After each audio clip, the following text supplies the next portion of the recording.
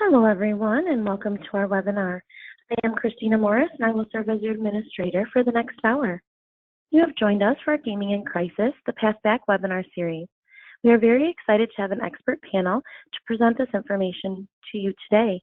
Before we get started, I would like to cover a few housekeeping items. First, a brief disclaimer regarding today's presentation. The contents of this presentation are presented for general informational purposes only and not for the purpose of providing legal advice.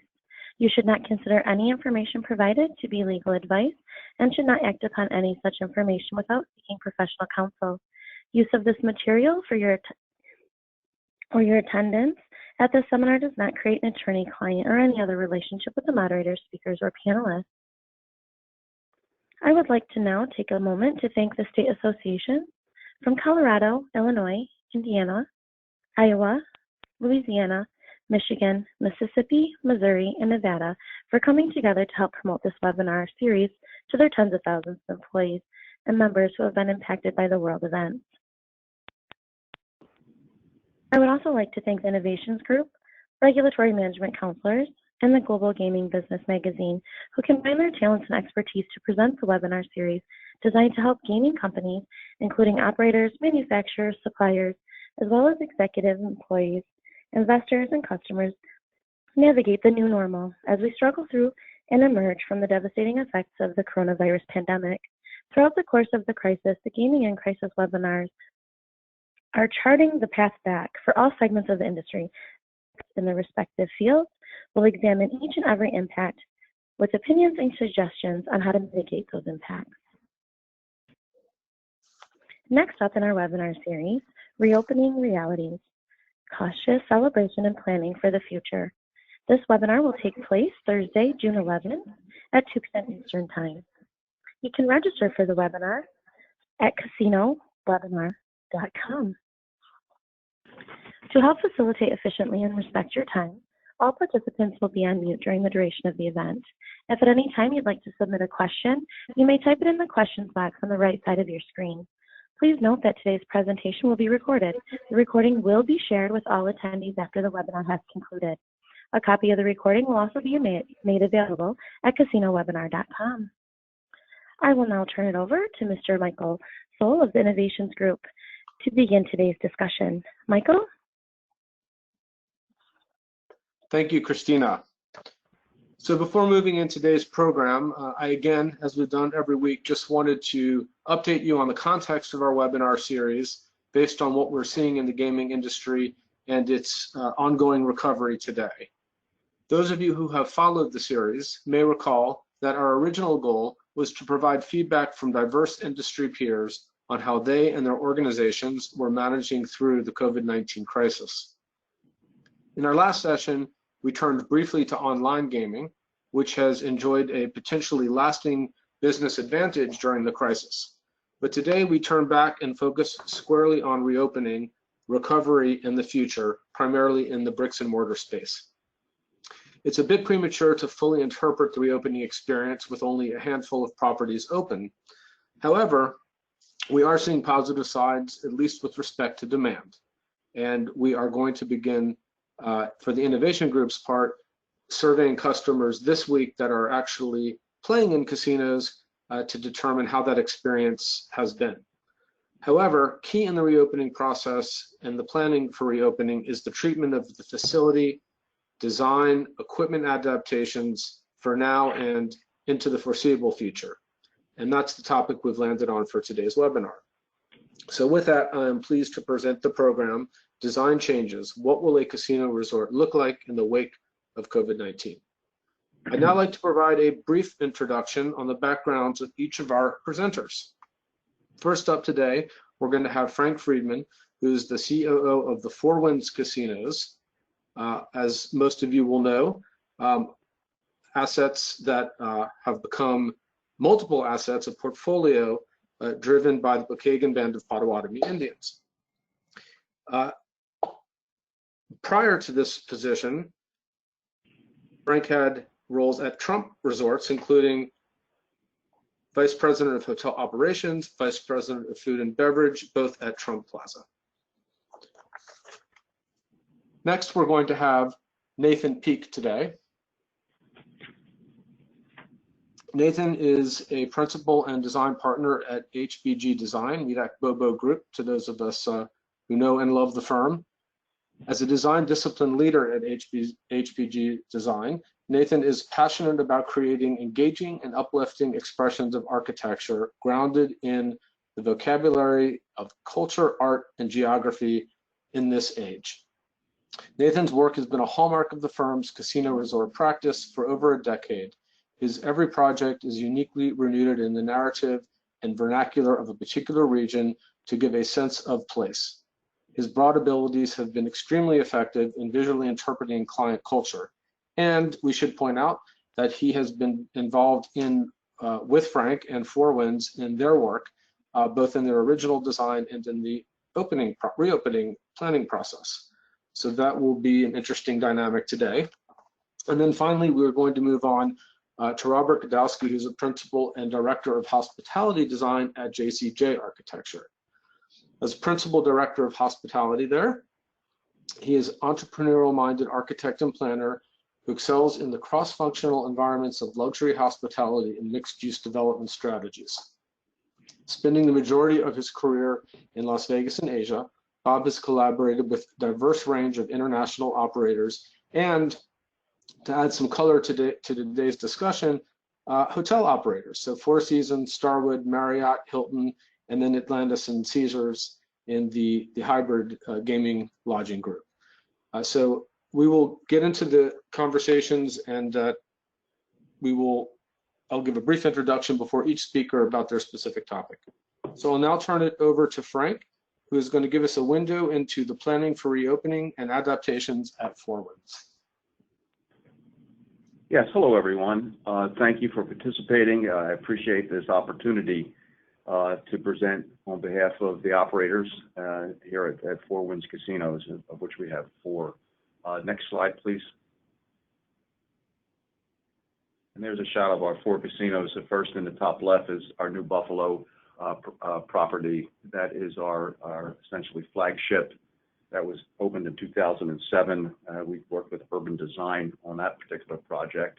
And then we had a major renovation that we worked with HBG in 2012 that included a 250-room tower, a Silver Creek Event Center, and a Hard Rock Cafe.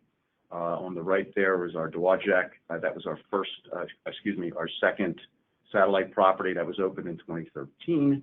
Bottom left, our Hartford Casino was opened in 2011. That's also a satellite casino. And then our latest addition to the portfolio is Four Winds Casino South Bend. That puts us in multiple states at that point, 2018.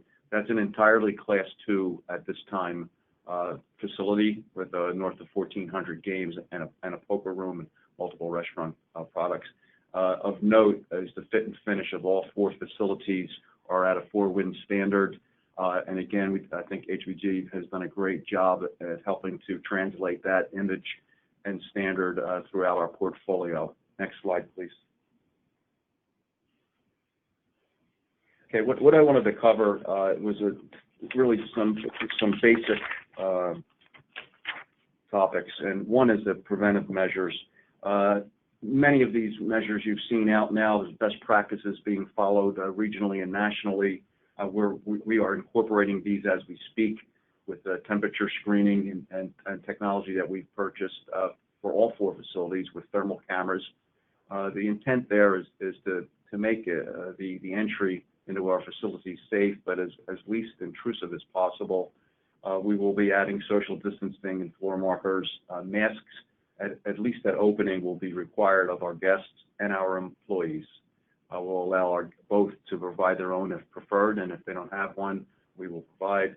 We're going to limit, there will be no smoking permitted within the facilities. Currently, you can smoke within our facilities, but during this time period, till further notice, there will be no smoking except for outdoor designated areas. We've added touchless menus, menu boards throughout our facilities that you could use a QR code on your smartphone and basically look at our menus and menu offerings and make reservations through that medium. Disposable single-use menus will be available to our guests upon entering the casinos. And as many of the other operators have done, in critical areas, we're installing plexiglass for the protection of our employees and guests alike. So cashier stands, our Players Reward Club between slot machines, front desk, and other areas as well. Next slide, please. Okay, reopening plan. I could tell you that as an operator, it was challenging enough to close 4 facilities in one day, but the reopening of the 4 properties has been a real challenge. Initially, we didn't anticipate being closed for north of 3 months, which we're realizing now. We closed on, I believe, March the 17th, and we're targeting a date for sometime in June, hopefully, that we can get reopened with all 4 facilities in both states. Throughout the reopening plan, we utilized all the resources that have been made available to us. So we have our own health team being tribally owned, which is called Pokagon Health Services.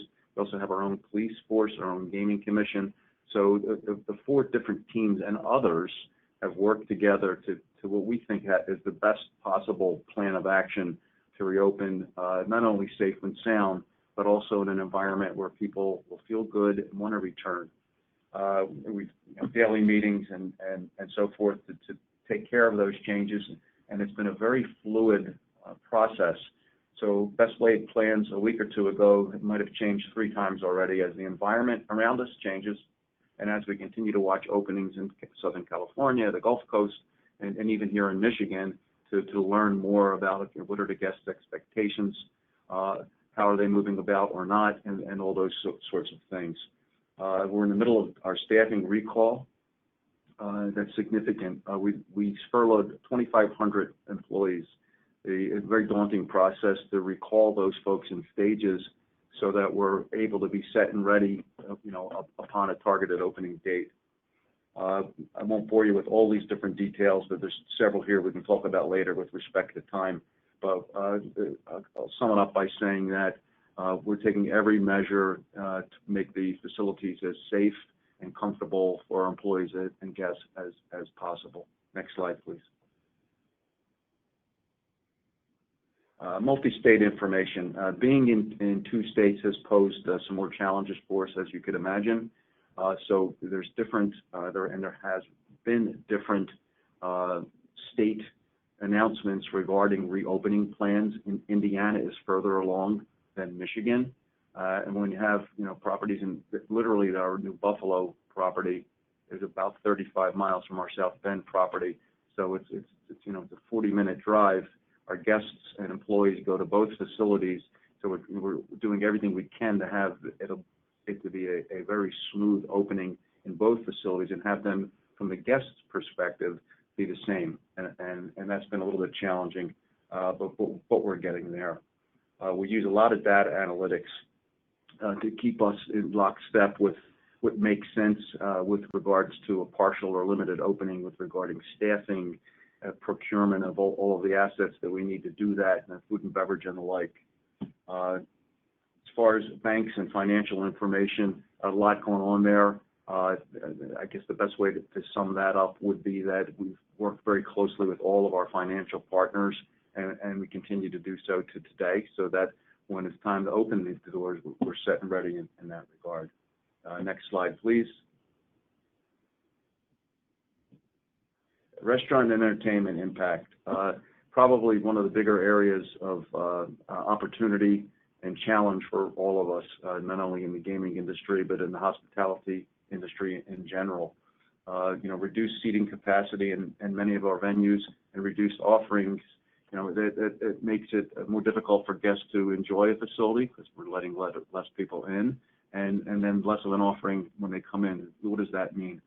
Well, from where we stand, we're going to make those experiences the best we can by taking essentially the less is more approach, meaning that when you do come into one of our facilities, one of our restaurants, although the initial menus may be reduced in size and scope, the offerings will be as good, if not better, than the standards that we already have in place. If you know Four Winds and Four Winds products, we're known for our food and beverage, and we're known for our non-gaming amenities. One of the things that we pride ourselves on is our safety, our security, and our guest service. and gaming itself, of course, is our prime business, but it's our opinion that not everyone likes to gamble, but I think everyone likes to have a good time and likes to come out and be entertained. So we do everything we can to make that experience equally as enjoyable for a non-gamer as a gamer. Food product availability, we've had some supply chain challenges, but we're working our way through that. Rescheduling of entertainment, our Silver Creek Event Center hosts north of 40 A-acts headliners on an annual basis. We had an extremely robust calendar that had been built for the entire year, and I just had a meeting earlier this morning with our entertainment folks, and we're in a constant flow and process of rescheduling, rebooking, and trying to target dates, when we think we'll be able to entertain larger groups. Our event center holds north of 1,600 guests, so that at this time that would remain closed. Ticketmaster and refunds, of course, once we announce a show and we sell out a show, which we've done for many, some guests would like to hold on to those tickets and some would like a refund. So that in and of itself has been a little bit of a challenge, but nothing we can't get our arms around. I think that one of the biggest things is guest communication.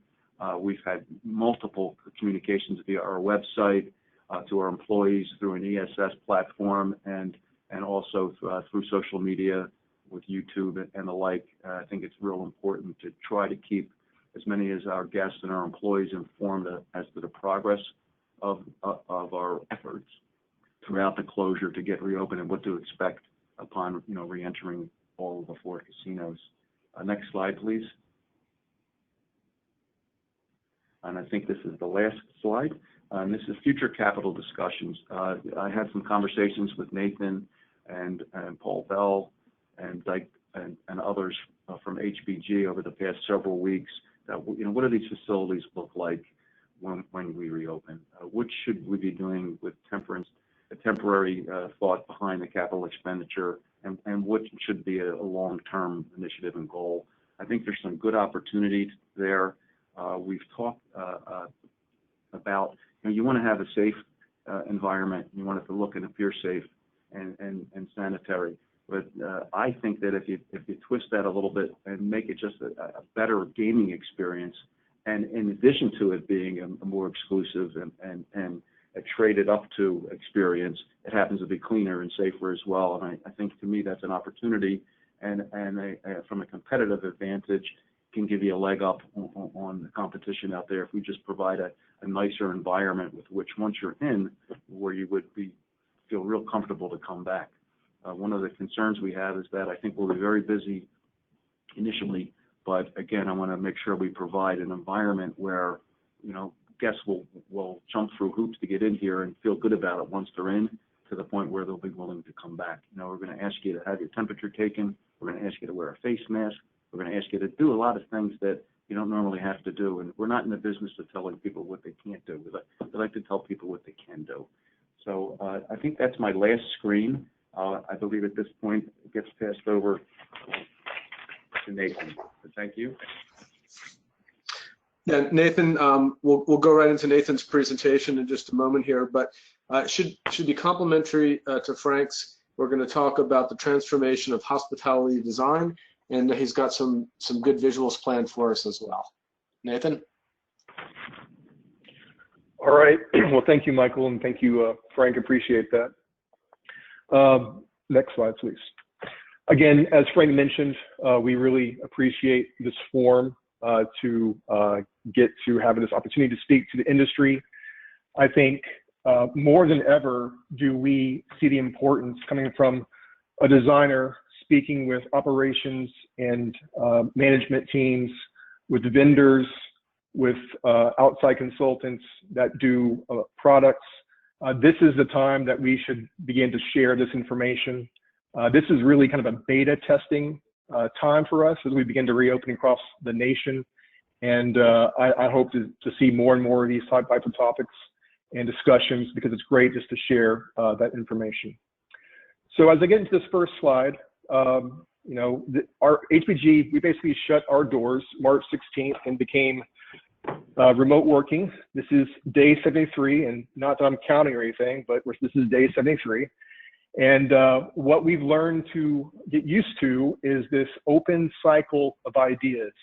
And the way we look at this post-COVID days of design, and as gaming properties, hotel properties, food and beverage, restaurants begin to open, we have to have that open feedback of things that are working and things that are not working.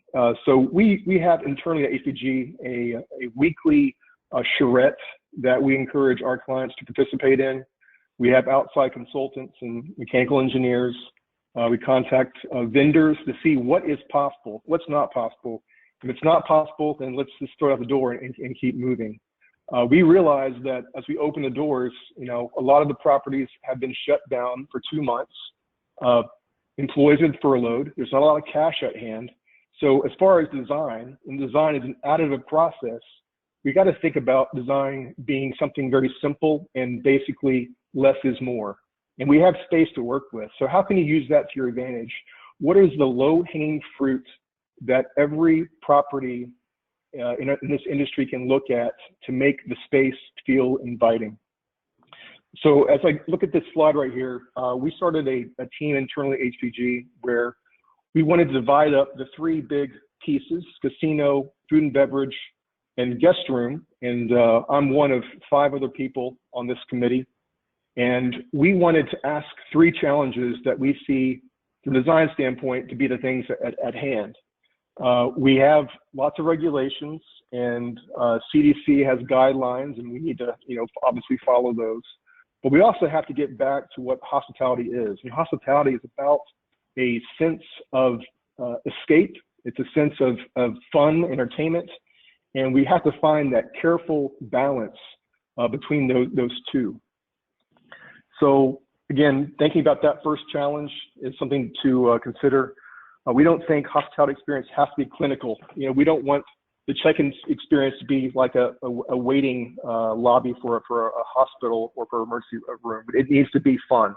So for designers, it's important to partner with operators to help uncover not only operational solutions, but to identify where design can play a key role in changing the guest perception of clean, welcoming a safe environment that still creates a sense of getting away to an entertainment experience, which right now is just as important. So we are trying to do this, reimagining the experience with the clients. What are the first touch points for every guest that provides a sense of well-being, both physically and mentally? And also, the design changes don't inherently have to be inconvenient. We've talked about plexiglass and hand sanitizer stations. In some instances, they can actually make things better by spacing out things. And we're going to show you a couple examples of specifics to food and beverage and also a guest room. Our team has been looking at it from 2 points of view. As Frank mentioned, future capital discussions. If we were to design from a clean slate and design the best restaurant or the best casino floor or the best guest room, what would that look like?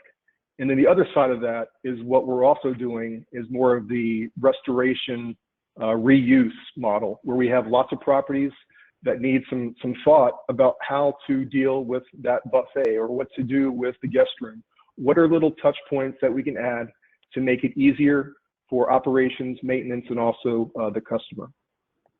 The second element that we wanted to look at is a term we use at HPG is about the customer experience. And we always kind of label each experience a bit differently. We have our terms of the foodie who likes to come to the restaurants, or the sports enthusiast, or the loyal gamer. They all coexist in these properties. And now there's been a new type of customer experience where it deals with a social aspect. And the social aspect is very singular when it comes to social distancing and these regulations. It's very easy to have partitions and have dots on floors waiting to get checked in or going to the cashier station. The challenge with hospitality design is how you can make that work with the couple, the romantic couple coming there for the weekend, or the group of 4 friends, lifelong friends who want to come enjoy the property for the weekend or the week. We have to deal with this in a plural sense versus a singular sense. So there has to be that flexibility. And the third challenge is about adaptability. we realize as we get into the first 30, 60, 90 days of testing what works, what doesn't, certain things might have to come down. We will get more slots on the floor, hopefully. I know 50% seems a pretty big rash decision, but that's what has to happen at this moment. So how do we make these temporary changes work and flexible, and we're able to move these items out?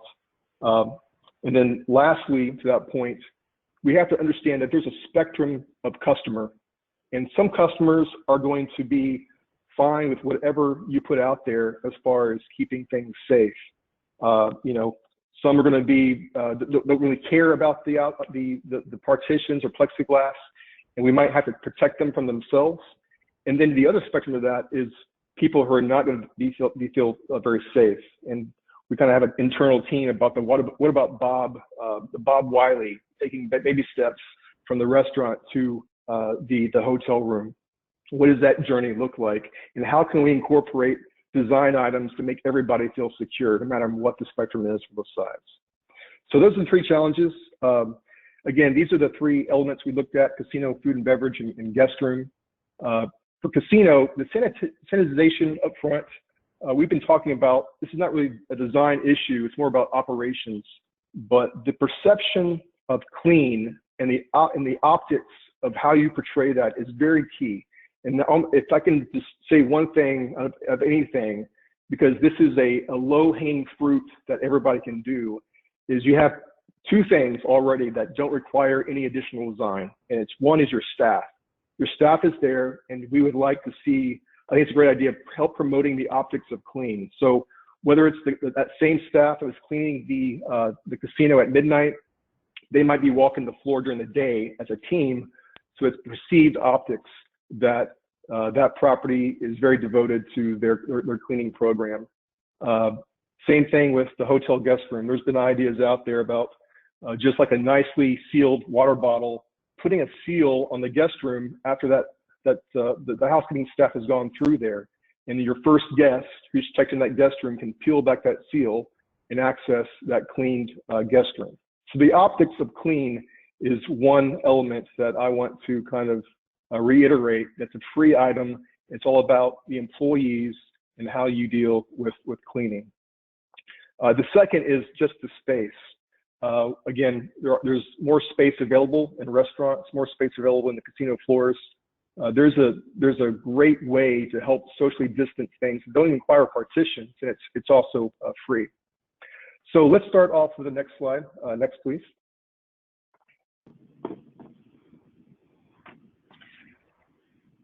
This is kind of a study that we've done. It's a very generic layout of how we kind of perceive the food and beverage slash lobby layout. And what we're trying to do is establish this flexibility between customers.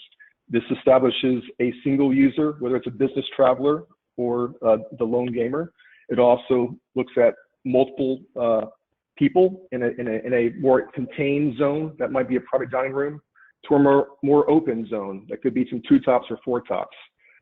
So the diagram is trying to show what we might see in the future as far as a sit-down restaurant or a typical food and beverage offering. And we believe, at least for the first couple of months in a year, that there might have to be, again, this beta testing of what feels right. You're going to have some customers that are completely fine being out in the open. They're going to want to have that conversation. They're going to want to be able to see across the restaurant. Again, this is entertainment. We're about energizing the venues. And there will be some customers and clients that just want to have that enclosed area, whether it's a private dining room type of environment or a semi-private environment with these booths. The booths in the top middle area are kind of an interesting scenario that I think many designers have looked at. But simply doing the yin-yang configuration with the booth, you're able to keep the 6-foot separation intact. And what that does is every booth, you know, as far as the length of it, it's between 6'4" to 7 feet, depending if you're in a food court or a steakhouse. So you're able to maintain a barrier or a shroud between the seating zones. So this is, again, there's not a lot of expense to this. This is simply just a rearrangement of how you can do a typical layout for food and beverage. And on both sides, the left and right of this diagram, you can see again more enclosed areas. But the importance of this diagram is we believe there needs to be that flexibility in what you offer your customers. The bar diagram, the far right-hand corner, also is going to be a challenge, we believe. We're showing ideas for temporary partitions. These could be real screens, they could be planter elements, but things, as they ease up, we might be able to see things as temporary that we can begin to have more options for. The bar environment also, addresses the single customer versus the pair of friends that could be also together. All right, next slide, please.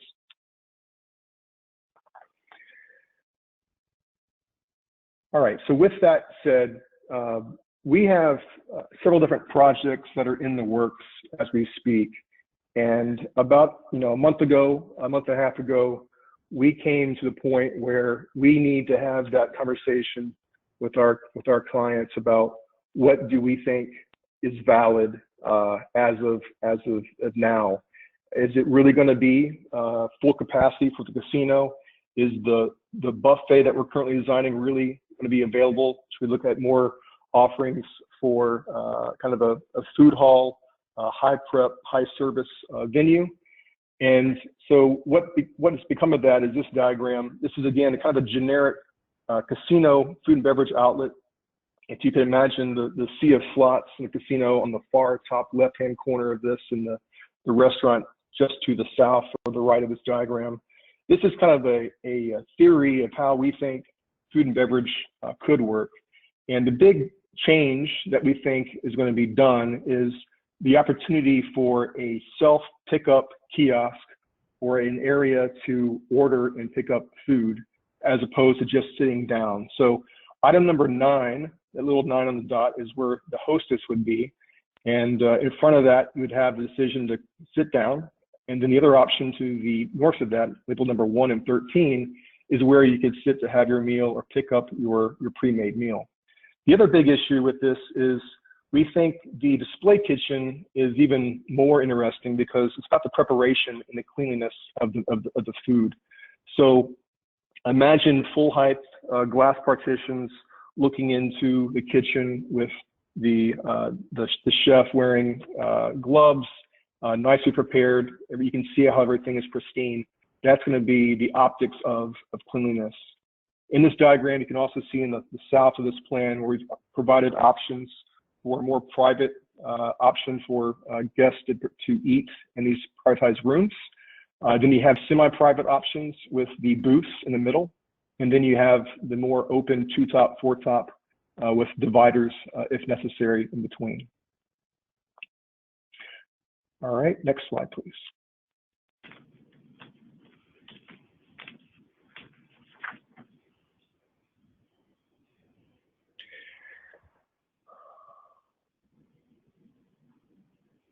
All right.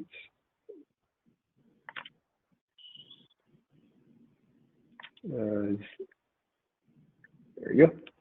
All right, and then one more point about this plan. You can see the image label number 2, the kind of, oops, can you go back one, Michael?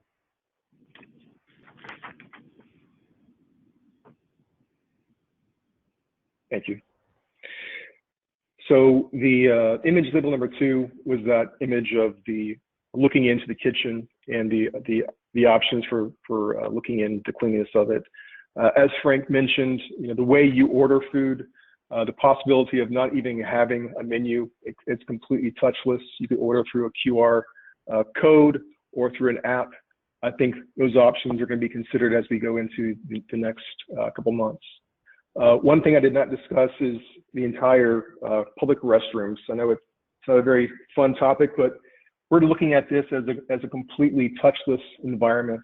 There really is no reason to have doors going into public restrooms nowadays. Whenever you can limit touching of handles would be great. Virtually all fixtures are automatic anyway, with faucets and soap dispensers and towel dispensers. The biggest change here might be giving some more space between vanities and sinks.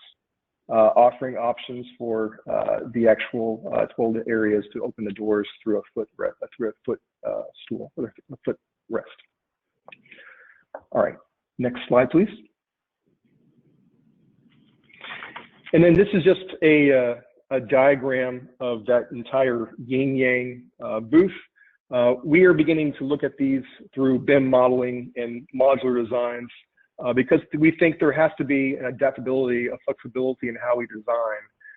And again, to the point of the customer who feels secure in one space but not secure in another space, this just shows how these kitted parts could be interchangeable, where you provide a canopy above those booths that have partitions or screens, and they could also have their own unique air distribution system above it. We've talked with mechanical engineers about what's practical, what's accessible right now, and what doesn't cost as much. UVA lighting has been mentioned a lot out there. Using this in supply ducts is an option. There's also things like bioionization that can be used for high recirculated air areas. So whether you do that in a booth or in one of these privatized rooms is to be an item to be considered.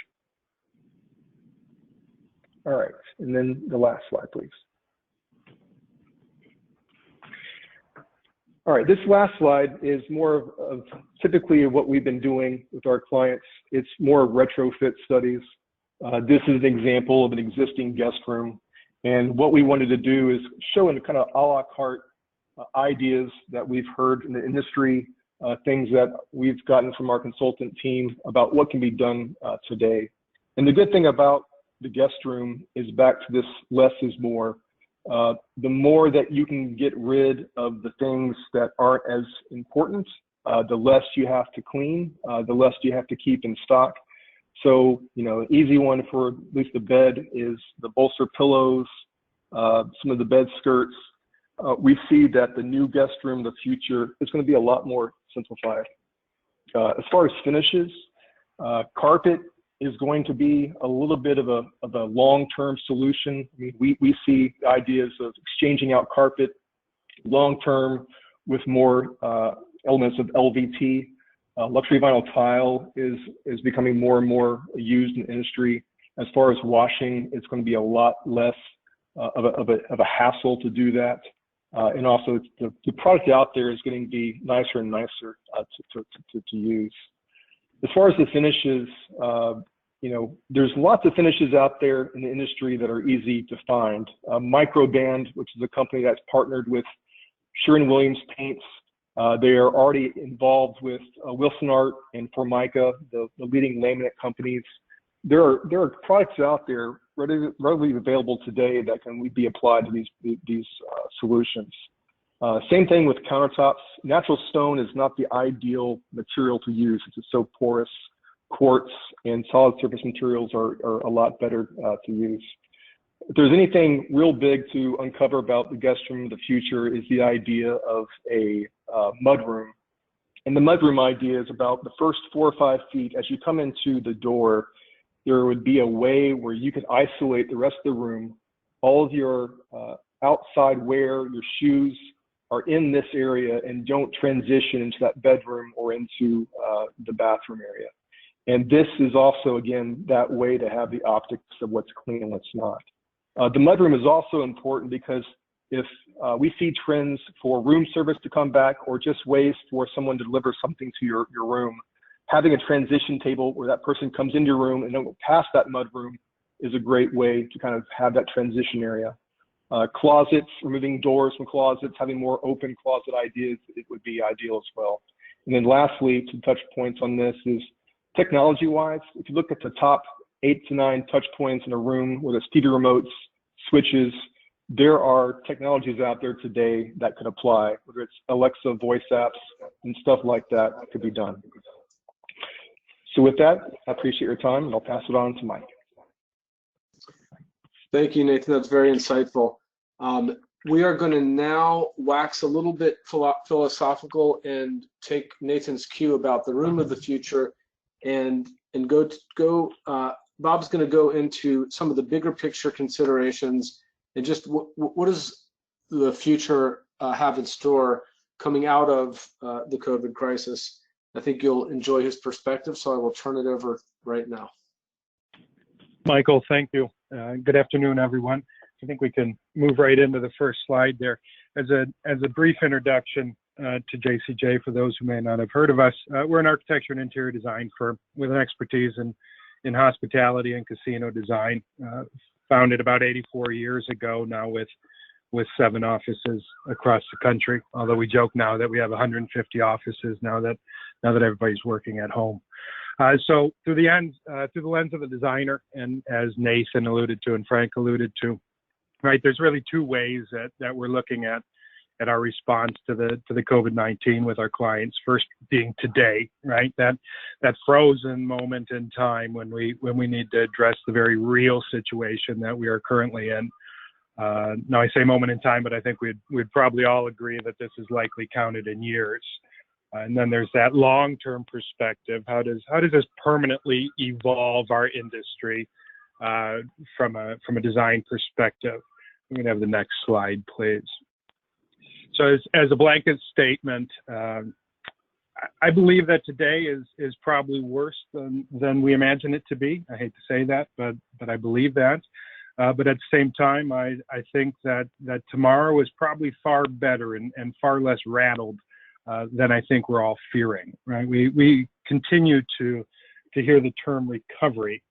And in our industry, I believe that term loses a little bit of the opportunity that's buried in the situation. This can be a reset to the core values of the guest experience, right? A purging of all the noise that has layered up and collected over time. So I don't necessarily see this as a new normal, but rather a dusting off of who we believe we are as an industry, as brands within this industry, as drivers of guest experiences, as even social influencers, right? So at the core, I think, hospitality is about that relationship and that trust between unrelated parties. And today, I would argue probably more than any time in contemporary history, we have the opportunity, and I'll say the obligation, to rediscover what that relationship really means. So I think the bullets are simple, and I know we're all very familiar with them now, right? It's about capacity, it's about distancing, it's about cleanliness. So if we go to the next slide, please. So from a design perspective, the temporary solution is about moving chess pieces around the board, right? We have a given footprint, and we're trying to maximize the number of revenue generating elements that remain within that footprint.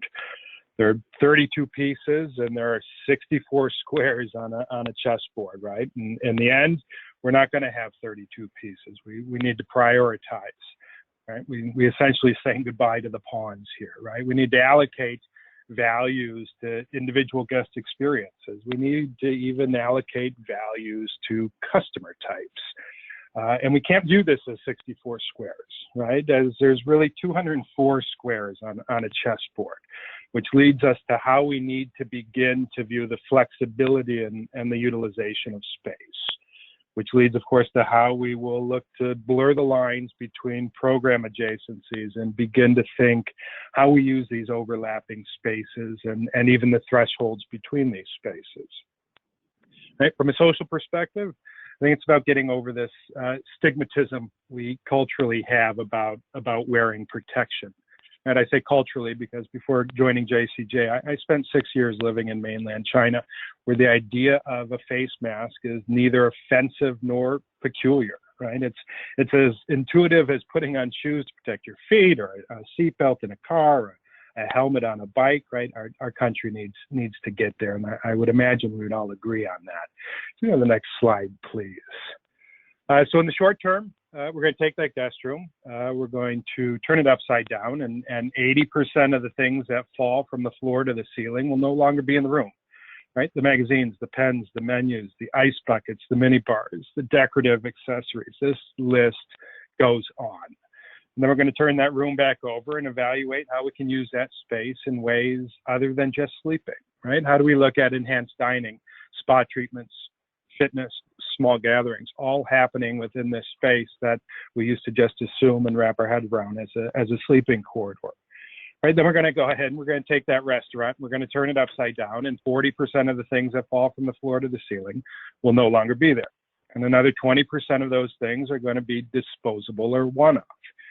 Right, then we're going to turn that room back over and evaluate how we can be more flexibly minded in how we use the space, much like Nathan was talking about, right? Again, all of this about removing these non-essential layers that have built up so that we can reevaluate through the lens of distancing, capacity control, and cleanliness. If we can go to the next slide, please. Now, the long game, it becomes a little more profound and I would say a lot more opportunistic, right? Playing our long game correctly means taking initiatives that we have on the boards and allowing our current situation to be a catalyst to propel them into meaningful realities, right? I'll put 3 examples on the table. Slide, please. The first is the idea of sustainability and wellness, right? Not a new idea. But an idea that has struggled to find its leg in our industry, in the casino industry. If there's anything that people have become more acutely aware of over the last few months, it's that importance of health and wellness. So this ends up not simply being an amenity-based exercise, but one born out of design and construction, right? Ensuring that as a baseline, our buildings are healthy. And then layering upon that, the health of the guest experience that we're offering. Slide, please. Another initiative that I believe will continue to skyrocket is that blurring the line between indoors and outdoors. There is an inherent psychology of well-being that is associated with our connection with nature and more specifically natural light. Again, not a new idea, but one that often encounters resistance in our industry, right? We're not only going to start to see a lot more natural light throughout properties, but we're going to see a much more aggressive stance towards pushing program outdoor. Gaming, restaurants, spa, fitness, events, anything we can begin to successfully execute in open air conditions should be, and I'd argue will be, on the table. So this is not only an exercise to gain additional floor space, but I think more importantly, this is about the science as well as, probably more importantly, the perception of safety and wellness. Next slide, please. The third long-term impact I think worth mentioning is going to be the focus on flexibility. The idea of creating flexible spaces is not something new either, right? As this has been a focus for many of us for some time. So moving forward, we don't have the luxury of creating these large vessels that are slow to turn, right? Rather, we need buildings that can adapt quickly to unforeseen changes in our marketplace. Not just what we're up against today, but what we don't know what we're up against tomorrow.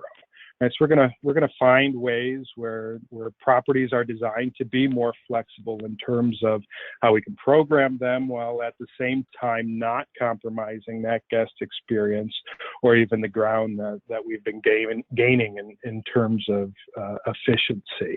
The next slide, please. Now from a planning and interaction perspective, we have the ability to learn a lot from millennials, and probably the first time I've ever said this. But I believe our success is going to be dependent on changing our spatial model to be more in line with what we see some of their tendencies to be, right? And this is not specifically to attract millennials, right? But rather the effort to create social spaces that are safe in post-pandemic times. Right, so this is a demographic that is arguably more socially connected than any preceding generation, while at the same time having a notable indifference toward face-to-face interactions. So as an industry, we've been historically trying to interpret this behavior model by creating social spaces that allow people to be together but alone. The shift that we're looking at now is creating spaces that allow people to be alone, but together. So next slide, please. So before I wrap this up, I think it's important that we're not underestimating the importance of the emotional side of the guest experience. Creating a sense of place has always been dependent upon a property's ability to embrace a guest. While the successful outcome of this is based on emotion, the act itself often physical, right? Be it human interaction or one's physical relationship with the built environment, this concept is largely tactile. We connect with things we can touch. Quite simply, we connect with things we can touch. Touch points are these moments throughout a property, right, that look to define and reinforce the intended guest experience, to memorably impart the property's identity or brand. Again, very tactile in nature. So how do we create that emotional high of personal engagement in a touch-sensitive society? So not a new challenge, as it's been poured over by those in the industry that have looked to drive artificial intelligence and robotics into the hospitality space, but evident by the lack of critical mass of these type of novelties. The industry has not overcome their concerns about the void that's left when close proximity human interaction is removed. The necessity of creating touchless touch points is I would argue, now inevitable. So standing in for the proverbial handshake, design must demand of itself the ability to communicate the sense of the human touch, the ability to emotionally and individually embrace a guest. So what were once very tactile experiences, we're going to have to shift to focus to speaking to people through their other senses, right? That sight, sound, smell, taste. This type of full immersive experience, again, not new, but rather something we need to continue to refine as we look toward an evolved casino experience.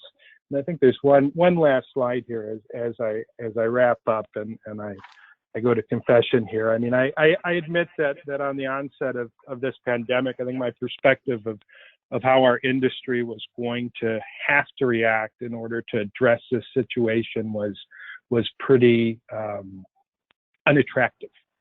But the more you get into the weeds and for a moment let go of the complexity of emotions, I think you're going to start to see a level of service and an attention to detail, a commitment to embracing the physical and emotional energy of our guests that quite frankly is unprecedented for the large majority of travelers today. And this excites me. Michael, thank you. I appreciate the time. Thank you, Bob. And thank you to all of our speakers. We have time for just a few questions. And just to give you a sense of how diverse the questions were today, and so you know, we will be following up to answer any questions we don't cover. There are quite a few that I think will be better answered offline, and they're about some sensitive topics. But just to give you a sense of the range, we had very pragmatic questions about things like QR code adaptations for menus and procurement responses to new PPE needs. We have questions about materials. We have questions about gaming development in Japan in the wake of the crisis. We have questions about data analytics, addressing customers not wearing face masks, how to address problem gaming if there will be overindulgence after a break. So these are very diverse. It just shows how many things are on people's minds, and we will channel those questions to good resources and get back to those who asked them into the group. But to take a couple, and Frank, I'm going to pick on you because many of them landed in your world.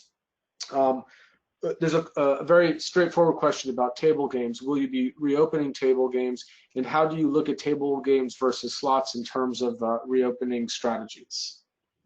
Sure, that's a very good question. Yes, we are looking at reopening table games. Our whole actual reopening plan is essentially complete, and it's waiting for the necessary approvals from the owners, basically the gaming authority and from the gaming commission. Within those plans is a recommendation of the operators, and that's us, to have table games. How will we do that? We will limit the number of positions on the actual table of the card game. So it'll be 3 positions. We are allowing our dealers to wear face masks and shields if they wish, and gloves as well. We are limiting the actual touching of cards by players themselves and touching of chips as much as we possibly can, and we'll take necessary steps to change out cards more frequently and sanitize dice and sticks and so forth on a more frequent basis. Sanitizers and generic things like that will be available right at each and every table. As far as roulette and craps are concerned, we're limiting the number of players to 6, 3 on either side for both of those tables, and we're going to take it one step at a time. We've distanced our tables themselves, and basically through the process of managing occupancy at the front door, we are going to be in a position to manage the social distancing throughout the facility in that fashion, including slot product, where we're turning off significant portion of our games and putting plexi between games where there is not an allowable 6-foot distance. Several of the round configurations of 3, 4, and 6 pins already allow for that, and that's how we'll be approaching. Thank you. And follow-up question also for you, Frank. In terms of daycare, arcades, things that are really geared toward kids, not necessarily 4 Winds, but what is the thinking industry-wise as far as you know in those areas? Yeah, well, I can tell you what we're doing here.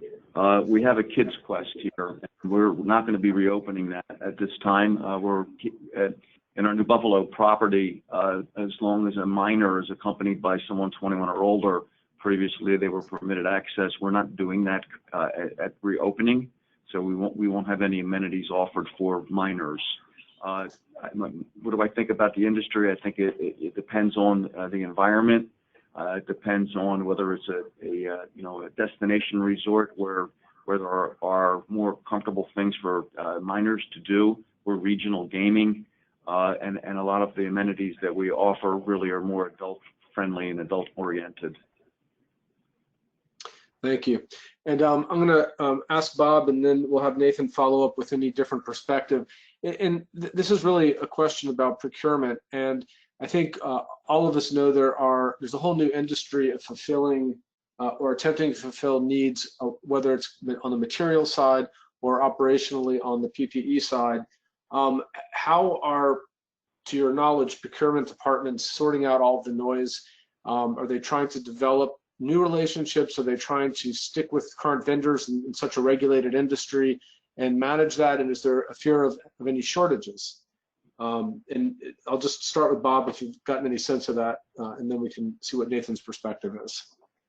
No, absolutely. I think from the highest level, it's of course unique based on every agent, but what we're seeing is they're trying to maintain that relationship, right? There's a tremendous amount of value in those relationships, and as we all look to try to get through this together, I think everybody to some degree has each other's back. We're lucky to have a spec department here within our office who are working day and night with a lot of our vendors to see where they're going and how they're going to address this, so that we can be intelligent when we're dealing with our customers. Anything to add to that? Yes, I completely agree with Bob. Maintaining those relationships is important. We have seen instances where we have had a couple of companies that have gone under, and they've had to have other alternate sources. So there is a little bit of volatility in the entire issue, but maintaining those relationships has been key throughout this. Okay, we have one more quick question I think that Frank can answer. What about retail so far in terms of sure, certainly. We are going to open our it's called Outfitters, and it's a general general retail store with everything from souvenirs to sundries and things in between, health and beauty aids and the like. That'll remain open 7 days a week. We have 2 shops. One particular shop is more for haberdashery and jewelry and perfumes and the like. That'll reopen with limited hours at opening. And then our third store, which is more of a general clothing store, we're going to leave that closed for the first wave, but I envision that opening soon thereafter. By that, I mean within a couple of weeks, I would hope. There are some things of the operation, like our buffet, where we will not be opening, as I think it's pretty much the best practice standard right now. And we've shut down our valet services at this point as well, and our room service, limiting the exposure within a guest room, at least initially. Okay. Well, thank you. Listen, we're at the top of the hour. There's some really good questions. A lot of them are very jurisdiction specific, particularly on face masks and other regs. And we are going to get back to you individually on those questions, rest assured. And I also wanted to thank specifically the speakers today who are they're going into their war chest and they're sharing items that, while not necessarily guarded secrets, they are confidential to a large degree, and it's just a great opportunity for us to have gotten a window inside, so we really appreciate that. So I will turn it back over to Christina to wrap it up, I believe. Thank you, Michael, and I will also say thank you to everyone for joining us today and to our presenters. If you do have any follow-up on questions, please submit those at info@casinowebinar.com. It is our hope that today's presentation provided some useful takeaways during this very unprecedented time in the casino gaming industry. Our next event is set for Thursday, June 11th at 2 p.m. Eastern Time, Reopening Realities, Caution, Celebration, and Planning for the Future. Please continue to monitor casinowebinar.com for updates as well as today's recording. This concludes today's webinar. Thank you everyone for your time, for attending, and for speaking. Have a wonderful day.